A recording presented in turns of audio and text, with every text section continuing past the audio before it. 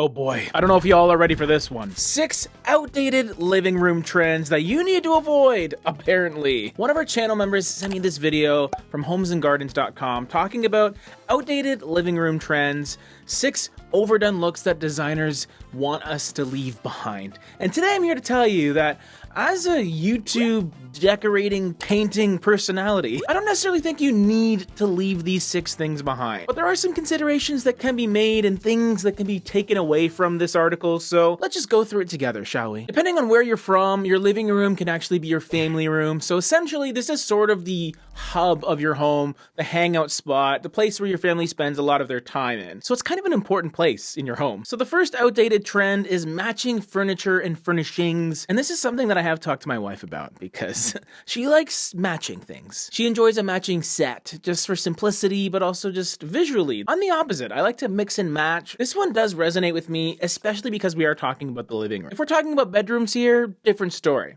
I think you could totally still go with a matching set if you choose to, because your bedroom is your personal space. It's not an area that your guests are likely to see on a regular basis, so I think the easiest solution, especially when you're first starting out, is just start with the set, or at least look at the set, and then maybe you can switch things out if you want to deviate a little bit. In a living room, maybe you don't want to go for the set and the matchy-matchy stuff because it's not as visually interesting. What I will say though is one thing you can match is the style. So a stylistic cohesiveness, I think that's more important. Maybe there's some overlapping elements. The materials that are being used are similar, the color scheme is all sort of cohesive.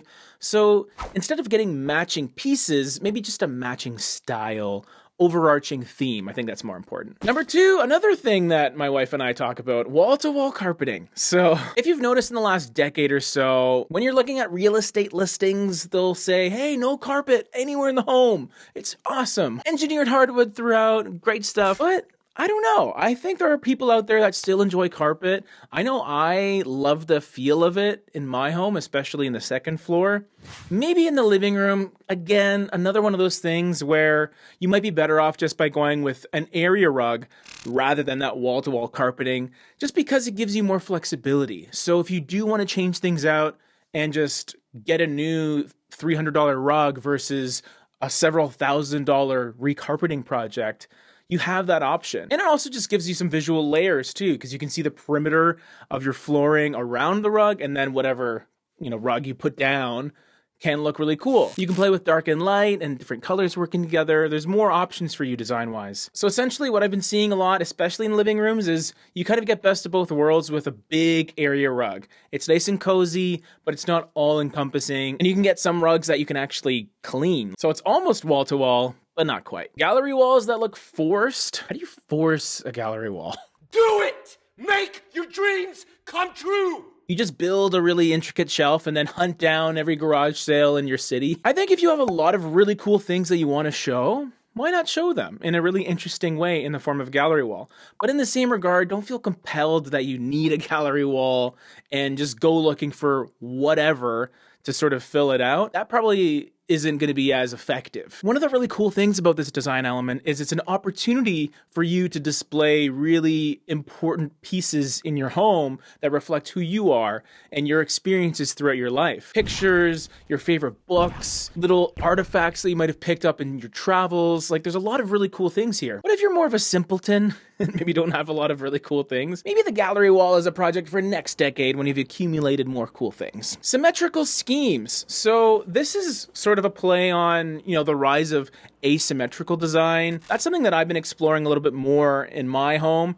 Not feeling the need to have right angles and mirror images everywhere. But I don't think that a symmetrical sort of feel is necessarily that bad either, because what's nice about it is the sense of familiarity and comfort and flow and energy. It's all very laid out in a nice symmetrical way. I find a much easier way to think about this is just take into account the functionality of the space that you're using in. So in a living room, just set up the chairs so that it facilitates conversation, whether it's in a triangular formation or circular. It allows you to utilize the room in the best possible way, the way that it was meant to be used. Whether that's asymmetrical or symmetrical, I don't really care. Too much mid-century decor. This is such a first world problem. Oh dear, I have too many Charles Eames chairs all over the place. My dress is made of the purest silk from Tra-la-la-la-lolly Day.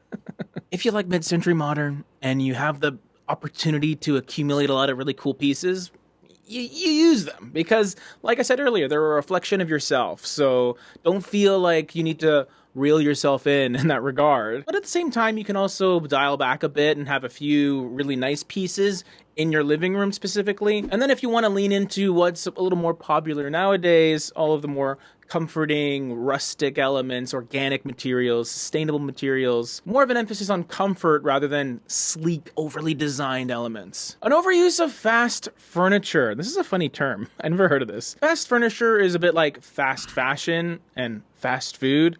Things that maybe aren't that good for you, but they're so convenient.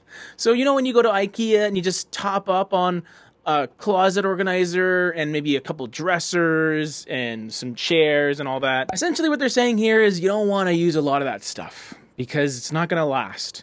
Quality versus quantity. But speaking from experience, I really think there's a major use for fast furniture. I think for anyone out there that maybe doesn't have a massive budget and is just maybe starting out and just accumulating furniture, why not start with some fast furniture? You know, go for the cheeseburger. You don't need the filet mignon yet. Or even if you have accumulated some nice pieces, but you just want to fill in those other spots, or maybe you haven't found the perfect armoire, but you need a place to hang up some of your summer gowns or whatever, then go grab a Brimness or whatever from IKEA.